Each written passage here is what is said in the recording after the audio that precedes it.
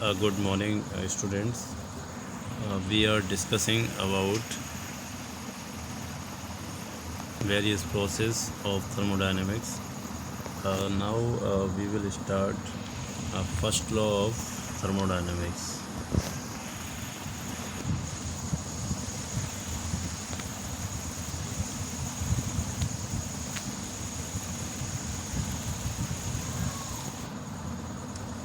It is also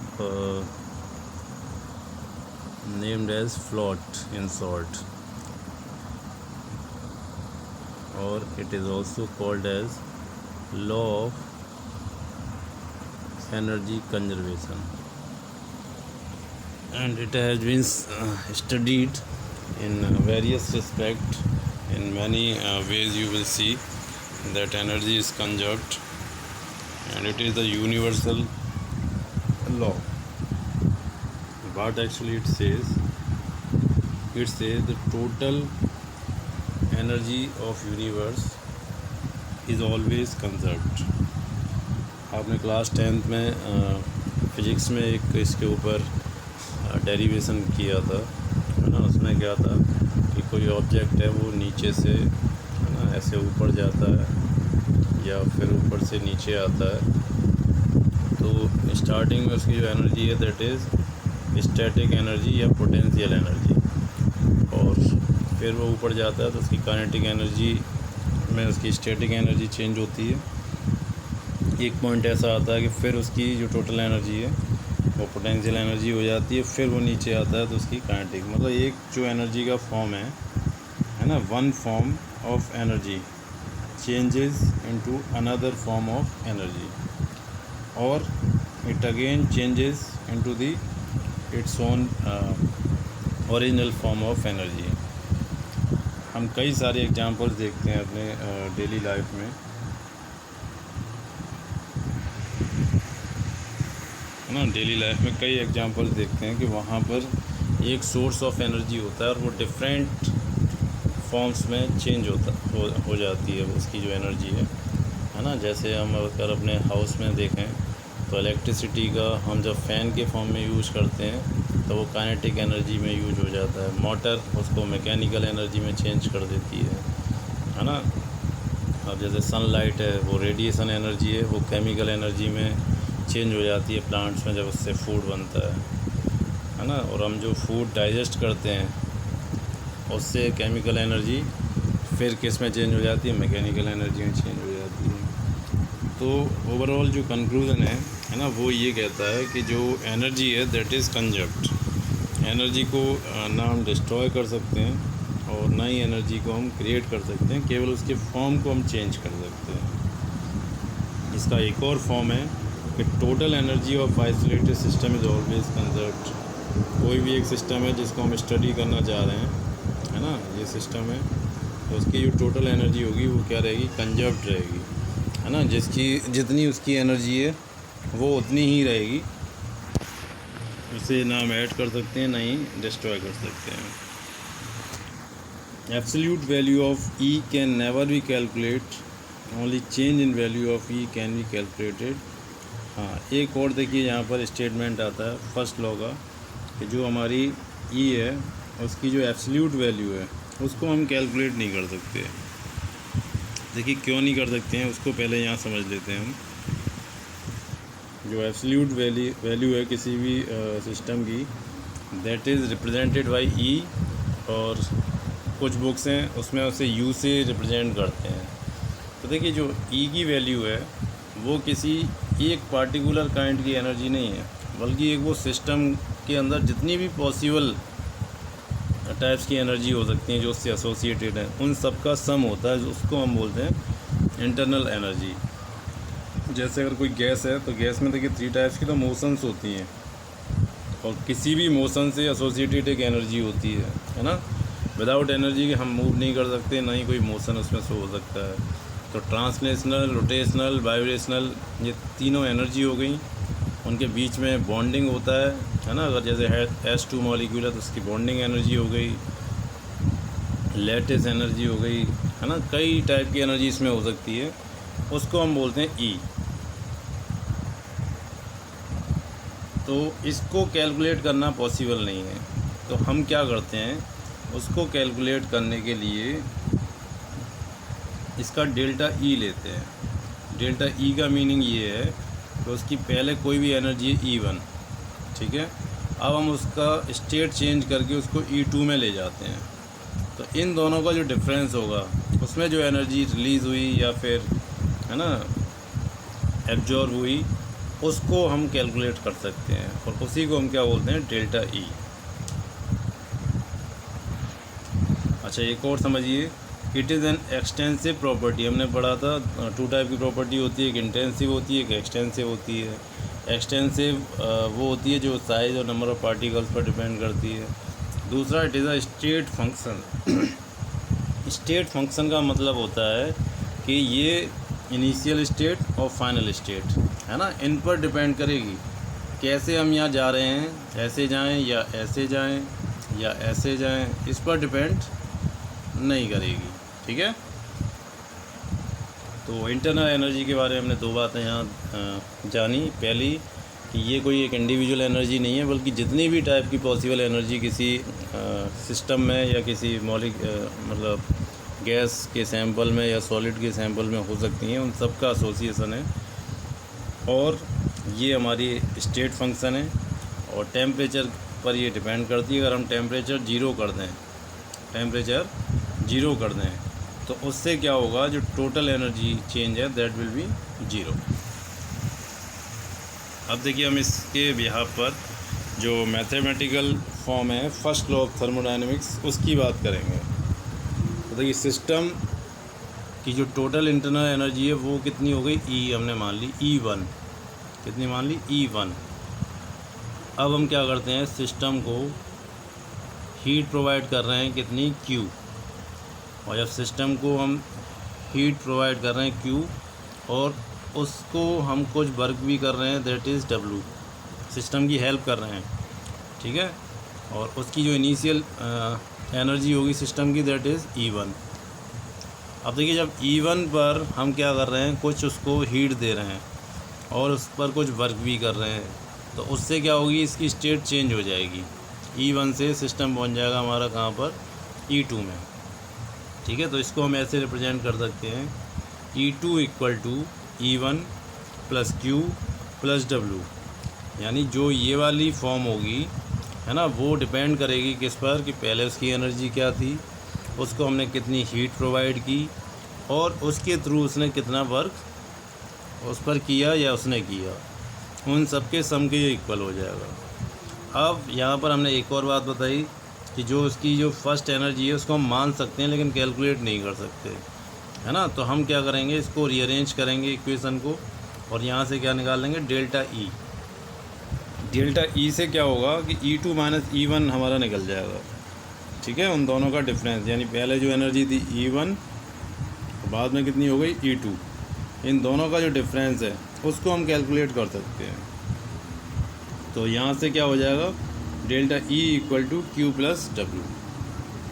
यही हमारा first law है थर्मोडायनेमिक्स का मैथमेटिकल फॉर्म, कि delta E equal to Q plus W। और यहाँ पर देखिए, ये रिप्रेजेंटेटिव फॉर्म है, लेकिन एक्चुअल में जो Q और W है वो डिपेंड करते हैं कि क्या सिचुएशन है। क्या हम हीट सिस्टम को दे रहे हैं, सिस्टम को देंगे तो उसकी एनर्जी इंक्रीज़ होगी तो Q पॉजिटिव हो जाएगा, और अगर सिस्टम हीट रिलीज़ कर रहा है ना, वो कूलिंग हो रही है उसकी, तो उसमें हीट हमारी क्या हो जाएगी, नेगेटिव हो जाएगी। वर्क सिस्टम से हो रहा है तो हमारा कैसा होगा, नेगेटिव हो जाएगा, कोई काम करना नहीं चाहता। और अगर हम सिस्टम पर वर्क करके दें तो ये क्या हो जाएगा, पॉजिटिव हो जाएगा। ये केवल रिप्रेजेंटेटिव है, यहाँ पर इनकी वैल्यूज़ डिपेंड करती है कि हम हीट सिस्टम को दे रहे हैं या वर्क सिस्टम पर हो रहा है या हीट सिस्टम के थ्रू रिलीज़ हो रही है या वर्क उससे आउट हो रही है, ठीक है। जो हमने सिंबल्स आपको ये बताएं, इसके अकॉर्डिंग हम Q प्लस W है ना, इसको यूज़ करेंगे।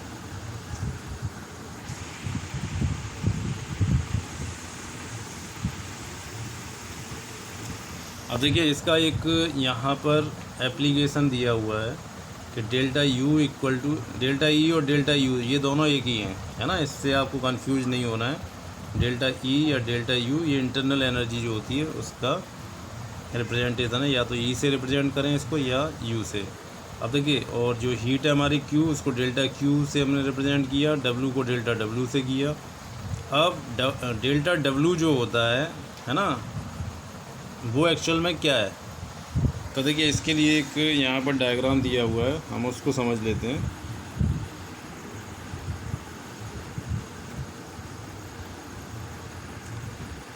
है ना, डेल्टा डब्लू हमारा क्या है, it is a work done, energy that is transmitted from one system to another. हमारी जो एनर्जी ट्रांसमिट हो रही है वन सिस्टम से अनदर सिस्टम में, लेकिन उसमें कोई टेम्परेचर का डिफरेंस नहीं है, मतलब कोई भी ऐसी एनर्जी जिसमें टेम्परेचर इन्वॉल्व ना हो और एनर्जी का फ़्लो हो, दैट इज़ वर्क। और अगर टेम्परेचर का उसमें फ़्लो हो जाएगा तो वो क्या हो जाएगी, दैट विल बी हीट। ये हमने पहले भी डिस्कस किया है कि वर्क और हीट में डिफरेंस होता है। ये हमारा पाथ फंक्शन है ना। वर्क की जो वैल्यू है, अगर मान के चलिए एक पॉइंट पर सिस्टम है ए, है ना, और यहाँ से हम सिस्टम को लेकर के गए बी पॉइंट पर,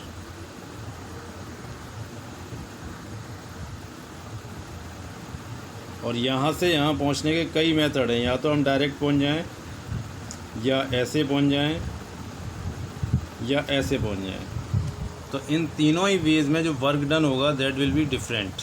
क्यों? क्योंकि ये पाथ पर डिपेंड करता है ना, कि हम शॉर्ट वे में जा रहे हैं या लॉन्ग वे में जा रहे हैं। और अगर हम बहुत छोटा कोई वर्क कर रहे हैं तो that is represented by D W, और डी डब्ल्यू हमारा क्या है, एक स्मॉल वर्क जो हम किसी भी सिस्टम पर कर रहे हैं, और it is equal to the F into D X. है ना, वर्क क्या होता है, फोर्स डन टू डिस्प्लेस, है ना, समथिंग। हम किसी एक पॉइंट से दूसरे पॉइंट पर जाने में जो फोर्स लगाते हैं, है ना, तो वो हमारा वर्क डन के इक्वल होता है, F into D x. D x क्या, बहुत छोटा हम डिस्प्लेसमेंट कर रहे हैं, बहुत छोटा डिस्प्लेसमेंट। तो देखिए इसको हम समझ लेते हैं कि मान के चलिए कोई सिस्टम है ना, ये सिस्टम है हमारा, ये वाला, और इस सिस्टम पर एक ये पिस्टन लगा हुआ है, और पिस्टन एक स्मॉल सी डिस्टेंस ट्रेवल करता है, दैट इज़ डी एक्स। तो डी डब्ल्यू हमारा क्या हो जाएगा, D W will be equal, है ना, देखिए डी डब्ल्यू हमारा क्या है, F external into D X, है ना, ये हमारा क्या हो जाएगा, डी डब्ल्यू हो जाएगा। अब अगर हम इसको ऊपर नीचे एरिया से मल्टीप्लाई कर दें, है ना, इस तरीके से ए से ऊपर कर दिया, ए से नीचे कर दिया, तो यहाँ से देखिए एक वैल्यू निकल के आती है, एफ एक्सटर्नल अपॉन ए। ये हमारा क्या हो जाएगा, पर यूनिट एरिया पर जो फोर्स लगता है that is equal to pressure. तो एफ एक्सटर्नल अपॉन ए, इसको हम क्या बोल देंगे, पी एक्सटर्नल। और जो ए इंटू डी एक्स, ये 3 डायमेंशनल हो गया। देखिए एरिया 2 डायमेंशनल होता है, लेंथ इंटू विड्थ, और इंटू एक्स, है ना, एक्स जो हमारा चेंज ये हाइट में हो रहा है, तो ये हमारा क्या हो गया, 3 डायमेंशनल। और 3 डायमेंशनल क्या होता है हमारा, 3 डायमेंशनल हो जाएगा वॉल्यूम। ठीक है, 3 डायमेंशनल क्या हो जाएगा, वॉल्यूम। तो ए इंटू डी एक्स को हम लिख देंगे डी वी। डी वी क्यों लिखेंगे, क्योंकि स्मॉल चेंज हो रहा है। दोबारा समझ लीजिए एक बार, डी डब्ल्यू हमारा होता है फोर्स इंटू डिस्प्लेसमेंट। जो वर्क है स्मॉल, अगर हम वर्क कर रहे हैं तो उसके लिए स्मॉल डिस्टेंस पर जो फोर्स लगाएंगे उसके इक्वल होगा। अब इसको हमने क्या किया, ए से मल्टीप्लाई कर दिया ऊपर नीचे, और मल्टीप्लाई करने पर क्या हुआ, हमारे 2 फिजिकल क्वांटिटी हमें यहाँ पर मिलती हैं। एक एफ अपॉन ए हो गया प्रेशर, और ए इंटू डी एक्स हो गया वॉल्यूम, है ना। वॉल्यूम क्या, 3 डायमेंशनल, एरिया 2 डायमेंशनल होता है, और हम इसकी डिस्प्लेसमेंट से मल्टीप्लाई कर देंगे तो वॉल्यूम के बराबर हो जाएगा। तो P external into D V, ये क्या हो जाएगा, वर्क एक्सटर्नल। अब हम किसी गैस के लिए अगर इसको कैलकुलेट करें, तो गैस के लिए क्या है, गैस को अगर काम करना पड़ रहा है तो उसके लिए क्या हो जाएगा, माइनस डब्ल्यू एक्सटर्नल, क्या हो जाएगा, ये वैल्यू माइनस में आ जाएगी, है ना। तो हम पी एक्सटर्नल डी वी को कैसे लिख देंगे, माइनस पी एक्सटर्नल डी.वी. ठीक है, ये एक हमारे स्मॉल एरिया के लिए जो वर्क डन है उसके इक्वल हो जाएगा। इसका इंटीग्रेशन कर देंगे तो परफेक्ट जो भी हमारी कंप्लीट सिस्टम के लिए जो वर्क होगा, है ना, that will be equal to DW equal to minus P DV. एक छोटा सा ये डेरिवेशन है जिसमें हमने एक, या कह सकते हैं एक रिलेशन एस्टेब्लिश किया हमने, कि उसमें फोर्स और जो डब्ल्यू हमारा फोर्स के फॉर्म में था उसको हमने प्रेशर के फॉर्म में कन्वर्ट कर दिया। तो यहाँ से रिलेशन आ गया हमारा DW equal to minus P external into DV. ठीक है, इस इक्वेशन को हम यूज करेंगे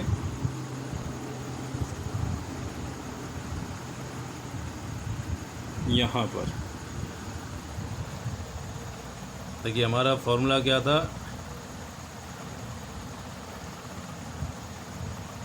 D U equal to D Q plus delta W, और डेल्टा डब्ल्यू हमने निकाला किसके बराबर, P minus P delta V, है ना। कब निकाला, जब कोई सिस्टम है उसमें ये पिस्टन लगी हुई है, हम एक स्मॉल वर्क करते हैं ये वाला, है ना, डेल्टा एक्स, तो टोटल जो चेंज होगा वॉल्यूम में वो कितना हो जाएगा, डेल्टा व्यू। वो कब होगा, जब हम पिस्टन से प्रेशर कितना लगाते हैं, पी लगाते हैं। ठीक है, तो यहाँ से डेल्टा डब्ल्यू क्या हो गया, माइनस पी डेल्टा वी। इस वैल्यू को हम पुट कर दें इस जगह पर, डेल्टा डब्ल्यू की जगह, तो delta U equal to delta Q minus P delta V. ठीक है, ये फर्स्ट लॉ का एक और फॉर्म आ गया हमारा, जो प्रेशर और वॉल्यूम के फॉर्म में है।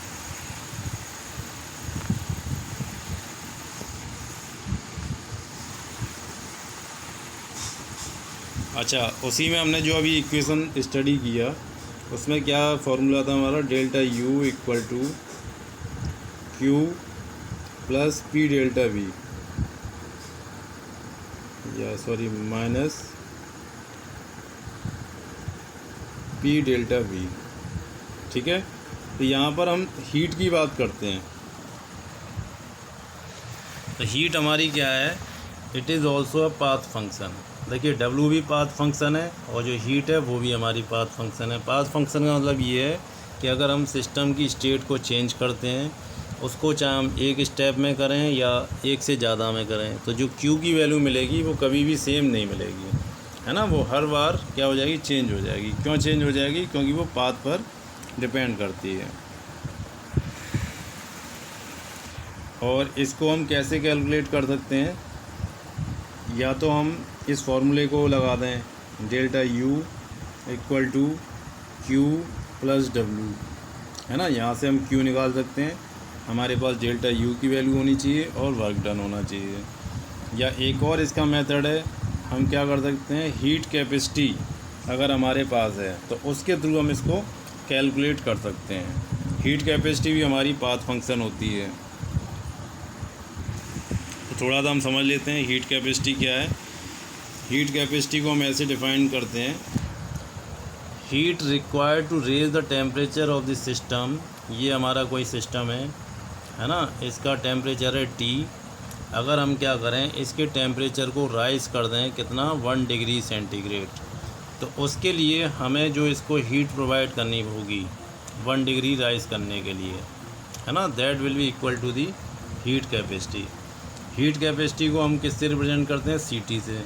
CT क्या हो गया, delta Q upon delta T. अगर स्मॉल चेंज है तो क्या लगेंगे, DQ अपॉन DT। तो यहाँ से देखिए इसको हम रीअरेंज करें इस वाले इक्वेशन को, तो ये इस वाले फॉर्म में आ जाती है, DQ equal to CT DT, और इसको इंटीग्रेटिंग कर देंगे तो Q equal to CT DT। CT यहाँ पर क्या है, हीट कैपेसिटी, और T क्या है, टेम्परेचर। इन दोनों का मल्टीप्लाई करके हीट को कैलकुलेट कर सकते हैं। ठीक है, दोबारा समझ लीजिए इसको, जो कैलकुलेशन ऑफ हीट है Q हम कैसे कैलकुलेट कर सकते हैं, या तो फर्स्ट लॉ को यूज़ करें, उसमें डेल्टा यू में से डब्ल्यू को माइनस कर देंगे तो हीट आ जाएगी, या हम हीट कैपेसिटी से इसको पता कर सकते हैं। हीट कैपेसिटी के लिए हमें क्या करना पड़ेगा कि जो हमारा हीट कैपेसिटी है उसको टेम्परेचर से मल्टीप्लाई कर देंगे, तो वहाँ से हमारी हीट कैलकुलेट हो जाएगी। और हीट कैपेसिटी क्या होती है, किसी भी सिस्टम या सब्सटेंस का 1 डिग्री सेंटीग्रेड टेम्परेचर राइज करने के लिए जो हीट रिक्वायर्ड होती है that is equal to heat capacity. लेकिन आजकल जो हम टर्म यूज करते हैं that is molar heat capacity. तो अभी हमने देखिए यहाँ पर हीट कैपेसिटी क्या बताया था, 1 डिग्री सेंटीग्रेड किसी टेम्परेचर को रेज करने के लिए। लेकिन यहाँ पर हमने 1 डिग्री सेंटीग्रेड एक क्वांटिटी को फिक्स कर दिया। वो क्वांटिटी कितनी है, 1 मोल।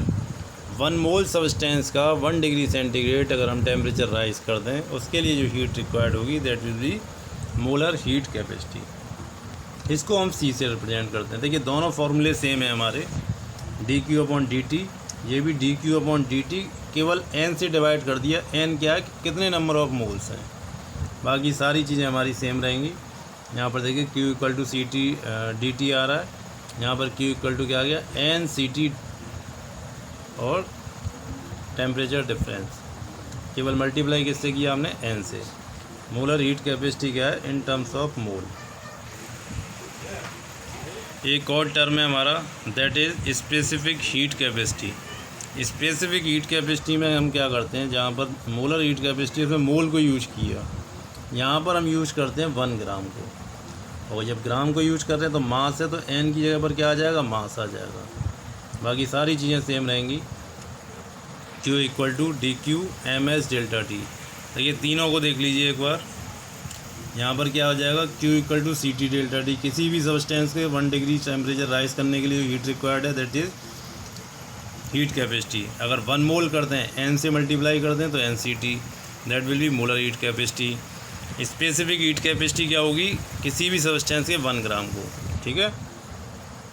देखिए हीट कैपेसिटी इसको रिप्रेजेंट करते हैं किससे, C से। और दूसरी क्या है, molar heat capacity. Molar heat capacity इसको रिप्रेजेंट करते हैं किससे, सॉरी ये CT है, इसको रिप्रेजेंट करते हैं C से। और जो स्पेसिफिक हीट कैपेसिटी है उसको रिप्रेजेंट करेंगे S से। ये किसी भी सब्सटेंस का कोई भी अमाउंट है उसका 1 डिग्री सेंटीग्रेड राइज करने के लिए है ना, इसमें अमाउंट नॉट कन्फर्म। ये 1 मोल के लिए है और ये जो है 1 ग्राम के लिए है, ये किसी भी सब्सटेंस का। लेकिन तीनों में कॉमन क्या है कि सभी किसके लिए, 1 डिग्री सेंटीग्रेड राइज करने पर जो हीट हमारी रिलीज़ होगी that will be equal to heat capacity, ठीक है। तो इसकी हेल्प से हम क्या कर सकते हैं, Q को कैलकुलेट कर सकते हैं।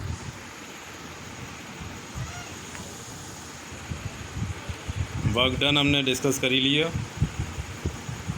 ठीक है। नेक्स्ट क्लास में हम आगे इनकी प्रोसेस के बारे में बात करेंगे। Thank you.